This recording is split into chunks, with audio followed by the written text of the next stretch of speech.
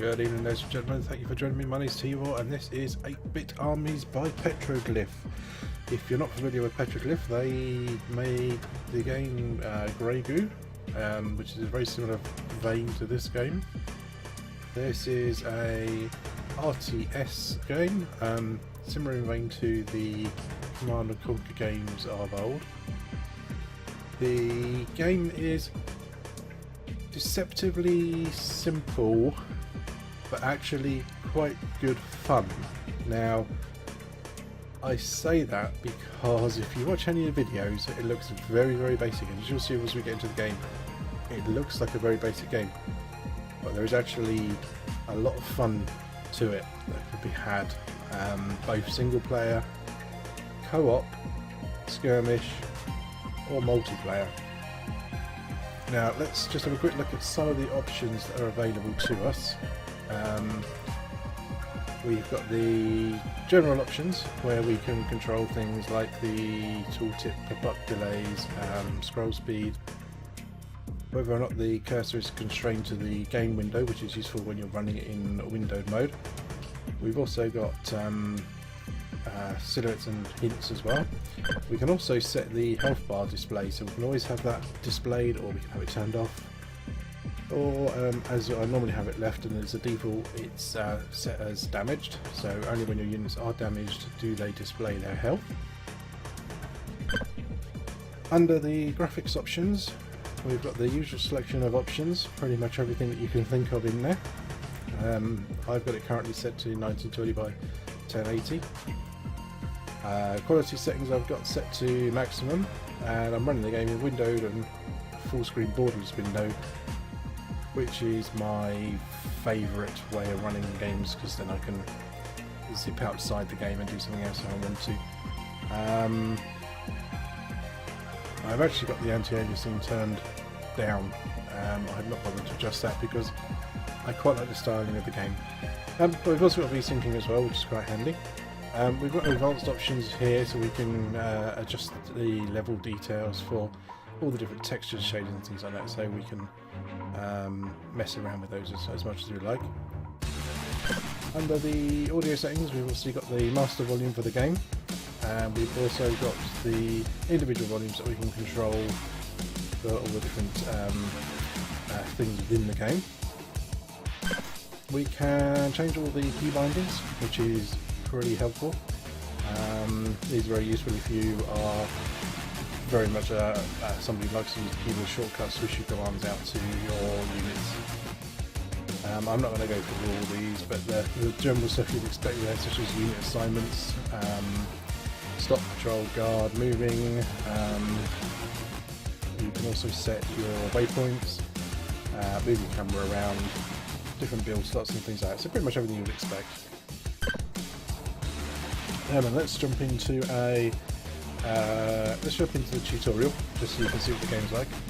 Now, I've already played the game a little bit already, and I'm probably going to be doing a small series on this game, just to go through some of the levels. Let's start with the tutorial now.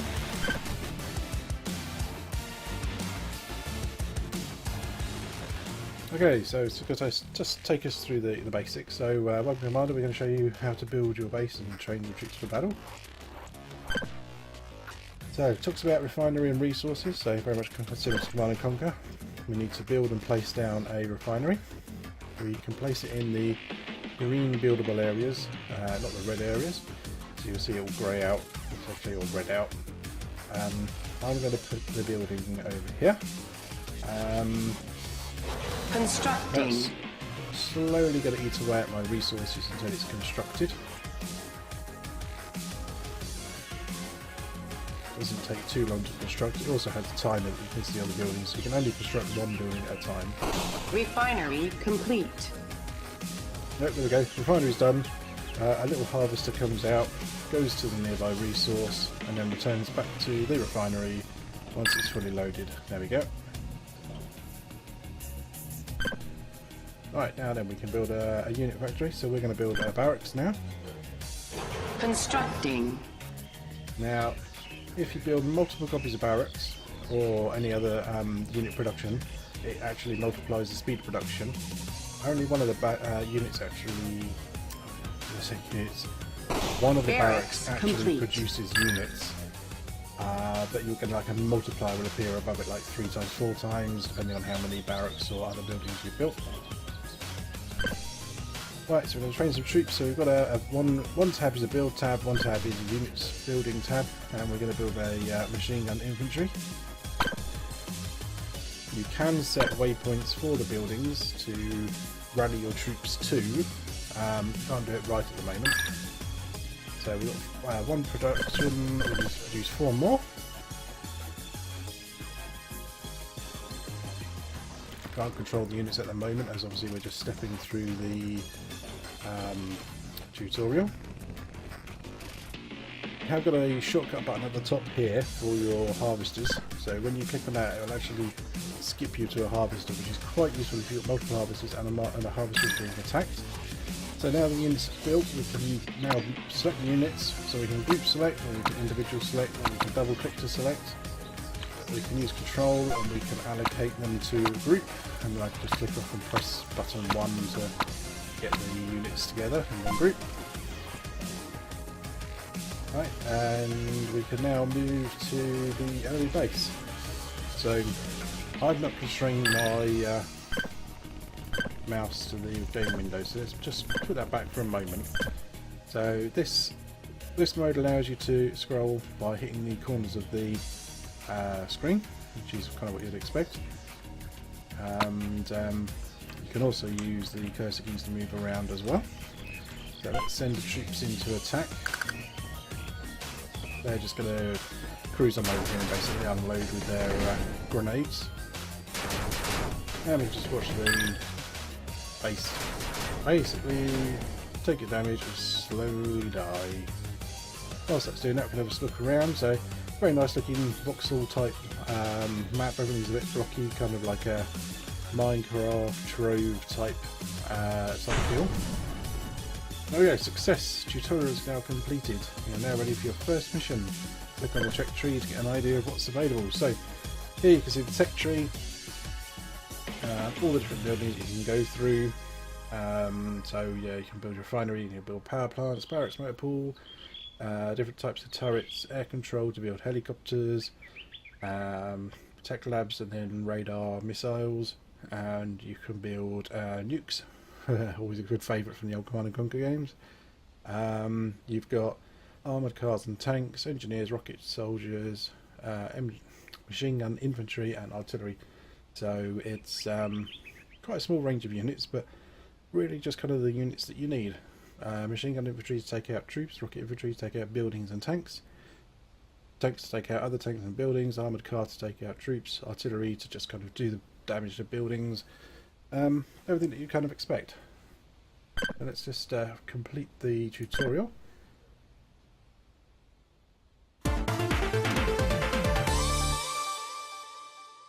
Winner is you. Victory. Tutorial completed.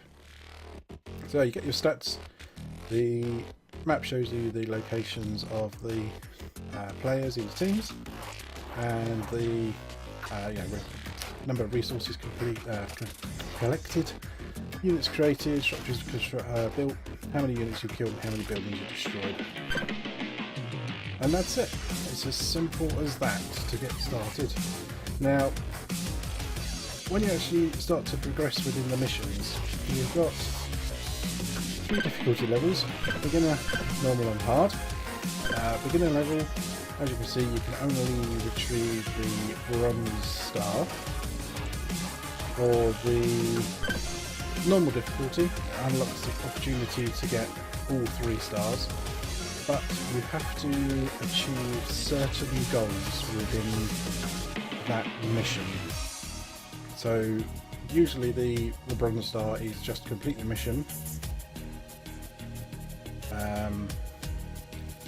You just complete the mission, which then gives you some kind of unlock.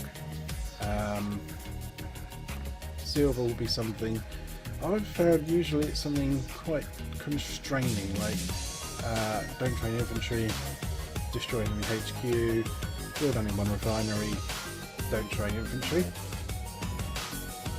Then you get your gold stars, which are usually something quite difficult, such as completing the other 2 tasks within 5 minutes, or destroying enemy HQ in under 10 minutes. That's typically the ones I've seen so far, but again, I haven't unlocked very many. I've only got a few missions open there. And talking about the rewards you get unlock new features that you can have on your loadout, or unlocked within the actual text tree. So here you get a motorable armoured car, and you get +1 armoured car. So that means you get armoured car unlocked to be constructed, your motorable is available to be constructed, and your loadout gives you +1 at the start. So you'll get 1 extra armoured car for free at the start. If you complete silver, you get 5 extra infantry, so I now start with 6 infantry. And if I complete bronze, I get a +1 barracks, which means that I have a barracks constructed at the beginning of the mission. And all the other missions work the same way, so you unlock turrets and unlock harvesters, which means you can then build them. Extra refinery at the beginning, and additional starting cash. And that sort of thing just carries on throughout, really, all of them. Let's say the first star, which is just the start of completing the mission, gives you your basic tech labs. Everything else really can be considered a bonus. And that's all there is to it. It's fairly simple to discuss that kind of game, really. But it's good fun to play, and the graphics are good fun. They're colourful, and they are very explosive, parts going everywhere. All the models break down into smaller things. Most things are destructible, most buildings and most sort of fences and things like that. It'll all be destroyed. So yeah, is it a good game? I think it's a good game. The price is very good. It's only about £10 in the UK, I think, on Steam at the moment, and it's yeah, it certainly is a good fun game to play. Skirmish missions, again, you can play skirmish on your own, or you could play a co-op campaign, which is just another collection of missions that you can go through. See if there's any lobbies up at the moment. There's one person who's got a lobby ready to do the very first mission from the looks of it. Myself and Unstable Voltage tried this the other day, and the restrictions on this map are quite high, actually, considering. For the first mission that we've gone into, you can't actually complete all these objectives, really, because we had infantry only, which is part of the mission anyway. You can't build any tanks or other things. And by the way, there's a little Kane's Army tweeted reference there to Command and Conquer. But yes, the Silver Star, you don't produce rocket infantry. Now, that was a little awkward because one of the computer opponents had tanks and artillery and jeeps, and was just sending them over in a constant stream to attack Unstable Voltage. Myself, I kind of got away quite lightly, really. I think I set up a few turrets and was basically fending off troops for the most part. But yeah, these guys were coming and rolling over. And what I also didn't realise is that if you build a rocket troop on one team, it affects both teams for these objectives. So this is a team objective. I think it should be a little bit clearer.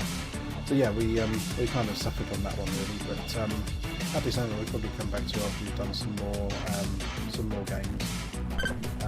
But again, talking about the campaign as well, some of these campaign missions you probably will need to do other missions first to unlock things like tanks, to then be able to go back and complete the 3-star rewards, otherwise it would be a lot more difficult. But yeah, I definitely recommend this game. It's definitely a fun game. It's very colourful, very pretty, and it's good fun to play. So yeah, go to Steam, buy it now. Thanks for watching. Bye bye.